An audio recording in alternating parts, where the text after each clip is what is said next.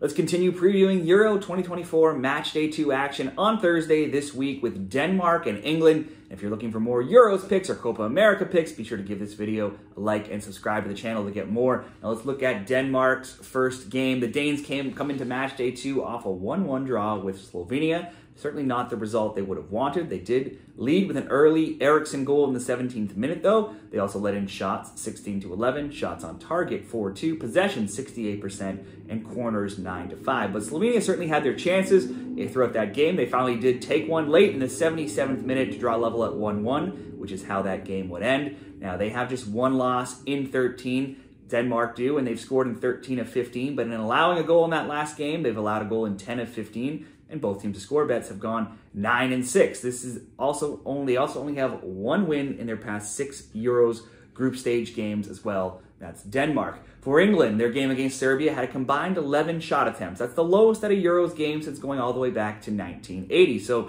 needless to say, there was not a whole lot of excitement in this game. The shots were 6-5 Serbia. Shots on target 3-1 for England. The XG was a very low 0.54 to 0.17 for England's favor. England scored, though, in the first half, 13 minutes into the game, from Jude Bellingham, a header, and they looked to be off to a good start, but then they kind of just sat back in that game in the second half, and they easily actually could have lost that game with plenty of Serbia pressure late on in that game. That game was nowhere near as exciting as it could have been with two teams that have a lot of offensive players, and it should be a wake-up call for Gareth Southgate and England to bring a slightly different approach to Match Day 2 here against Denmark. England is only 2-2-2 in their last 6 games, and those wins have come over Bosnia and Herzegovina and Serbia in that time. Not exactly top opponents. Now, it was 0-0 and 1-0 Denmark in the 2020 Nations League between these teams, and then 2-1 England in extra time in the 2021 Euros. So we have seen quite a few tight matches between these teams in the past.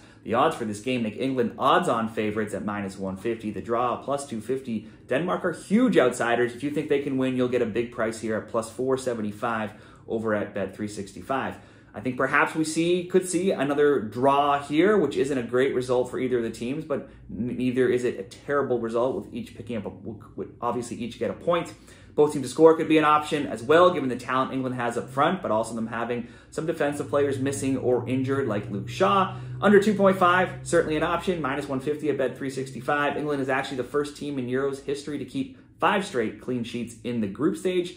The flip side of that is that England have never won their opening 2 matches in the Euros coming into this game as well. You could also look to maybe in a parlay under 3.5 if you want to be even safer. For me, I think this game's going to be tight. I think the draw is in play, but certainly it could be a 1-0, maybe England, or a 1-1. So let's just go under 2.5 for the best bet. And if you shop around, you can go to Caesars and find it slightly better, -135 on the under 2.5 as opposed to -150 at Bet365. That's the better price that I found. And if you want to compare odds at different sportsbooks and see all the top sportsbook offers for new customers, check out my link, signupexpert.com/shredthespread, so you can see all of the best offers in your area. I'll share that link down there in the comments. Check it out, and good luck with your bets this week.